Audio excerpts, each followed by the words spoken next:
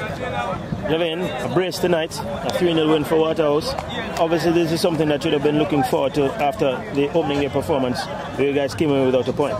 Yeah, well, the coach bring us back to the drawing board, say he need this 3 points, so we got to go, come back, and we did it for the team, and that was a good one.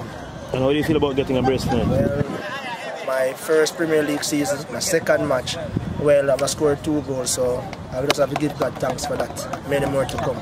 And how does this help your confidence going forward? Well, this one is a big confidence for me, where this motivates my ability pushing forward with my teammates, with the help behind me. It was a nice one. What would you say is the best attribute as a striker? Well, my best attribute as a striker is like the motivation for the younger youths. Like, yes, I want to be one of those players that the younger youths can look up to in the Premier League while they're growing up. Yeah. All right. All right. Let's up here.